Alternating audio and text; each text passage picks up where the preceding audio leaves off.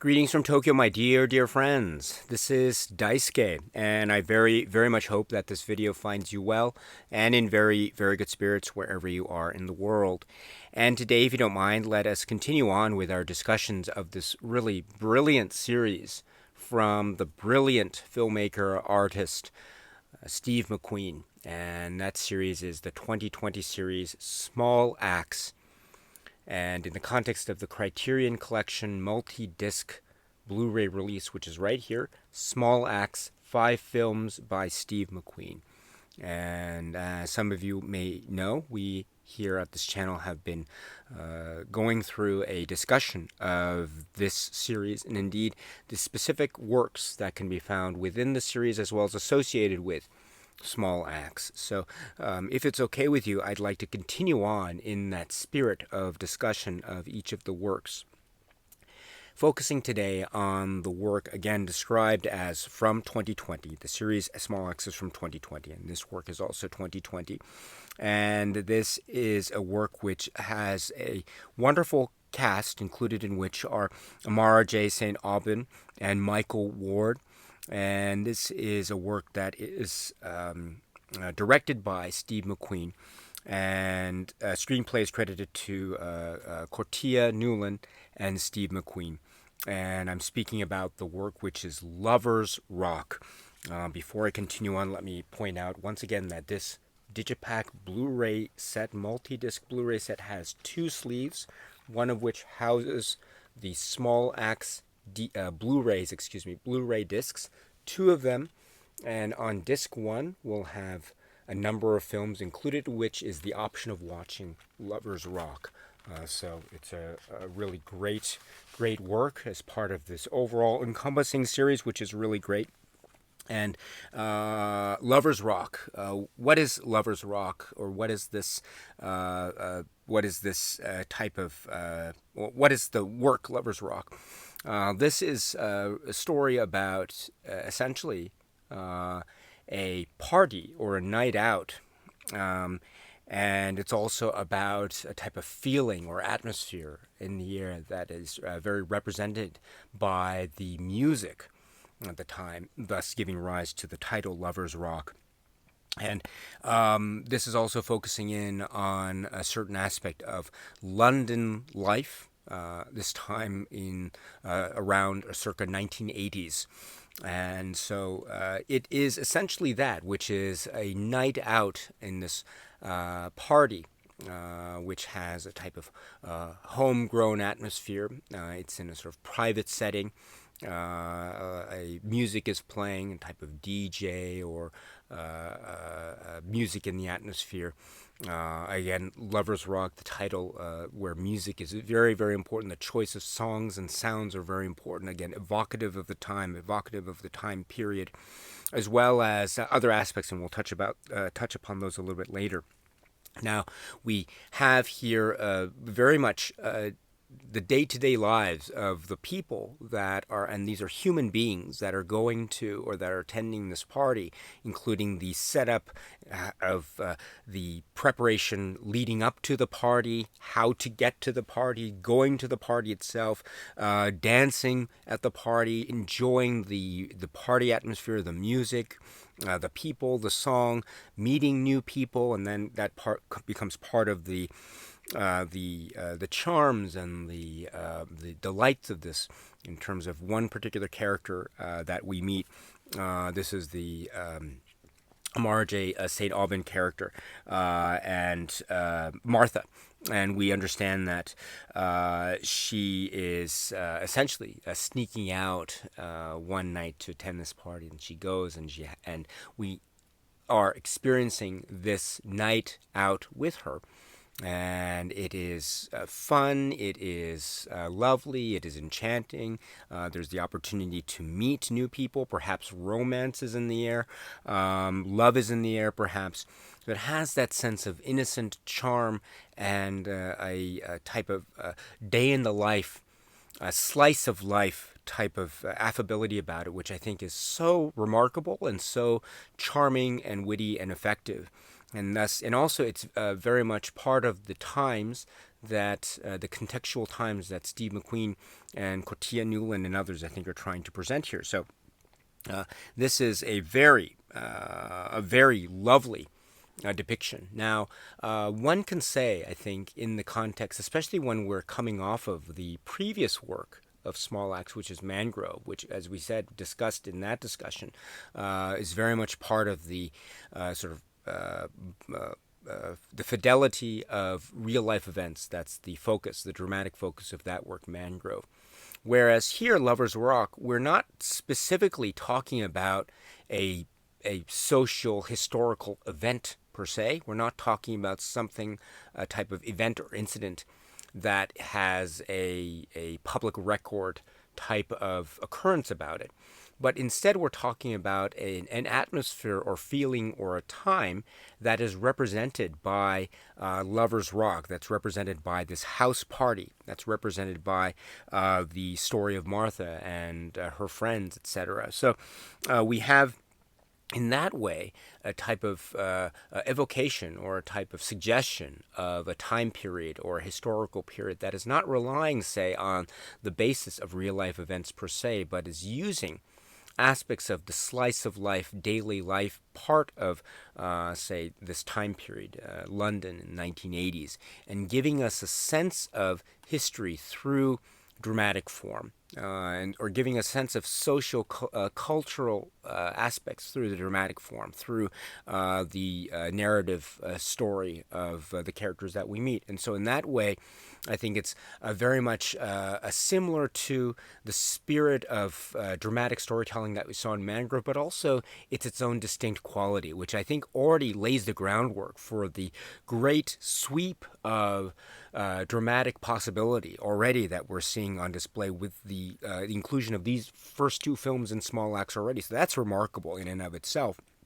Also, these characters are themselves not direct. We don't see or we don't note any direct relation with the characters and events that we saw in Mangrove. So in that way, Lover's Rock is its own separate, distinct story and its own separate, distinct film. At the same time, we begin to realize that there is a sense of the sweep of history or the sweep of social cultural dynamics that do have its connective tissues between these two stories and these two sets of individuals that we meet in each of these films. And also, we do understand that while this story, Lover's Rock, could be said to be, in one sense of the dramatic interpretation, it could be a story about a night out, a night out to a party, and maybe potentially, hopefully, finding love while dancing the night away to wonderful music selections. And indeed, that I think that alone is a very, very great and very fun and wonderful a way to engage with and enjoy this film. And indeed, from that you get the, as I mentioned, the social cultural beats that I think are associated in terms of the presentation of the atmosphere and the context, which I think is really important. But also, while it might not necessarily be acknowledging a specific public record historical event per se, it does touch upon certain attitudes and certain, again, social, cultural, contextual points that also point to a hinted or maybe nuanced sense of a political type of conversation or discussion point. And there are certain moments when, say, attitudes of prejudice do creep in, which indicate further perhaps the notion that these parties become not just a night out on the town or the potential for meeting love. I mean, they are those, and those I think are very valid and very significant and very important. But also added to that is the reminder that these parties do have a real great importance in terms of maybe a communal or a community touchstone or a touchstone point, as well as a type of maybe protective atmosphere, also as a way of reminding us too that there is a type of welcoming and a communal feel that is also fun and liberating and emotionally freeing, that is perhaps presented in stark contrast to some of the moments of racial prejudice that we see outside of the context of the party. Let me put it that way. So, therefore, we are reminded too about the real significance in the discussion of racial prejudice when we are engaged with the story of Lovers Rock, and the real importance, emotional and psychological, as well as maybe romantic and sort of free, emotional, liberating sense. The real significance that these types of parties really had. When we get to other discussion points as well later on in Small Acts, as well as the documentary Uprising, which we'll talk about a little bit later in this video discussions, I think we'll also begin to understand too that these parties, parties like the ones that we saw in Lovers Rock, do have this type of significance as well as an individual feel and drive, and they will also be touched upon maybe in other discussion points as well. But for purposes of today, Lovers Rock, we have a very enchanting, lovely tale, and I think what makes it, I mean, so many things make this work really great, among which are the choice of music, and we'll talk about the musical beats a little bit later when we get to the supplements discussion. But the musical beats here, I think, show a sense of time and place, but also it's just fun. It's so fun, and the atmosphere is rendered so brilliantly that we as viewers, I think, fall into that great emotional fun night out trance, which is that's why you go to parties, is to have a good time and just watching it and feeling it and being part and being in the middle of the dancing and the discussions.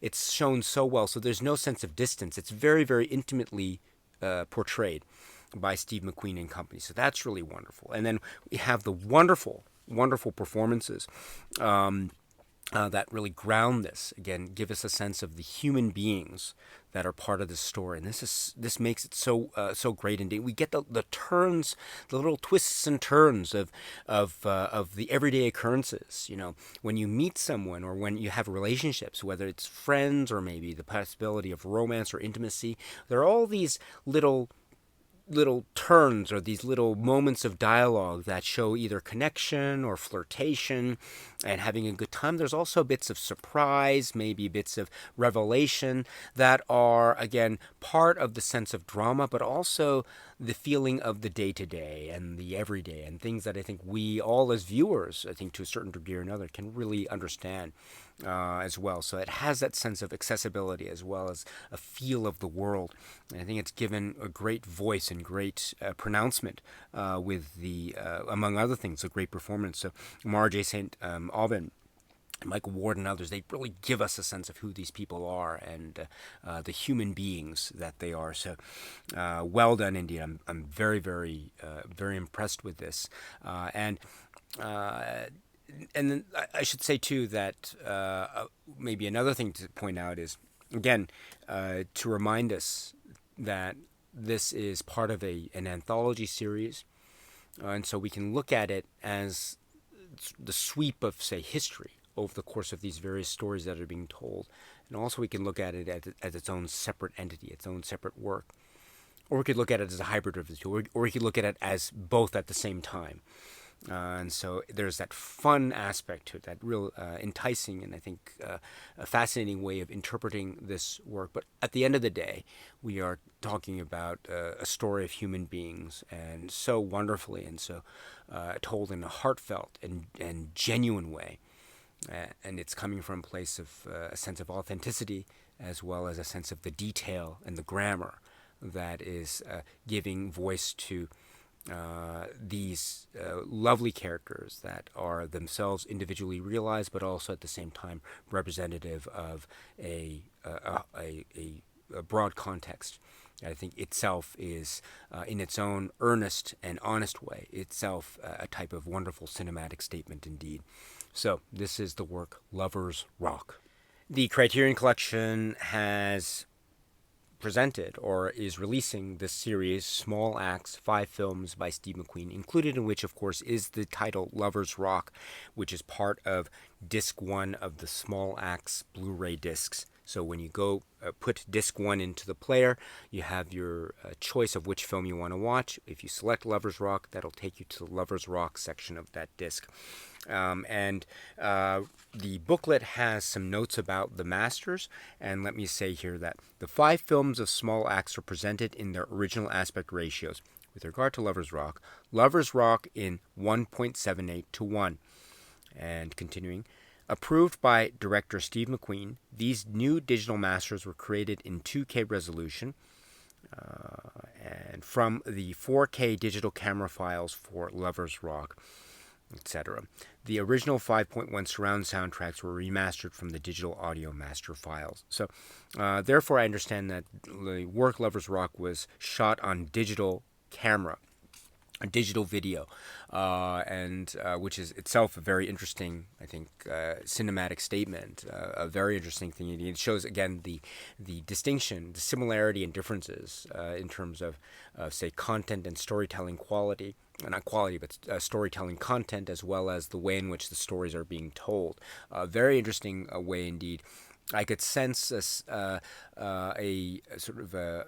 could sense similarities and differences also in the way that the presentation or the visual style is shown, which I found very fascinating. That type of interesting, almost dynamic discussion or conversation that's being had between, say, Lovers Rock and Mangrove and the other works that make up Small Acts, and we'll talk about those in separate videos. But, this is what a great looking and sounding work this is. And once again, I have not had the great fortune of being able to have seen these works prior to the Criterion release. So this is my first time watching Lovers Rock and indeed the others, and so I don't have a great frame of reference, and my expertise with regard to the presentations and release of Lovers Rock is severely lacking in that department. But what I can say is, in terms of my own viewing experience on the Blu-ray disc, I was thoroughly taken and was so moved by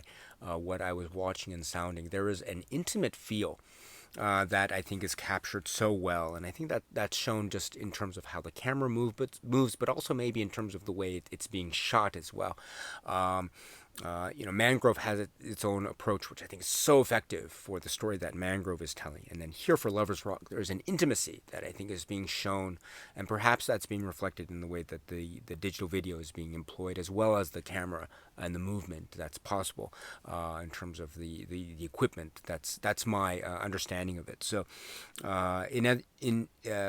there's a type of intimacy that's being captured. And I think that's very fitting in terms of the story, perhaps, because it's talking about a type of slice of life moment that is kind of a daily routine in a manner of speaking, or a weekly routine, perhaps, in a manner of speaking. So in that sense, the presentation was really wonderful, and I enjoyed it thoroughly. Then let's continue on with the supplements that can be found linked to Lovers Rock. So once again, the supplements that are part of this release overall, there is, when we're talking about the 5 films, let's say, each of the 5 films has its own menu, and when you go into the menu, you have its own supplements submenu. So that's another way to say that each film has linked with it its own set of supplements. So that was true for Mangrove, although in the Mangrove discussion we did point out that one of the supplements there linked to Mangrove could be said to be a discussion of Small Acts overall, not just Mangrove. Here for Lovers Rock, we have a number of supplements, and they're really great, and maybe one of which could be described as being linked to not just Lovers Rock, but to the other, or some of the other works in the Small Acts series, but we'll get to that as well. But there are other supplements that are linked to Lovers Rock specifically. So let's just keep this in mind when we go forward. So what are those supplements that can be found linked to Lovers Rock, or at least connected with, or otherwise included with the submenu as part of Lovers Rock? So first up is music of small acts. So this is a discussion which is actually taken from Mike D's podcast Echo Chamber. And here we have a discussion with Mike D, Dennis Bovell, and Steve McQueen. Audio podcast discussion. And this is described as being from 2022, approximately 25 minutes.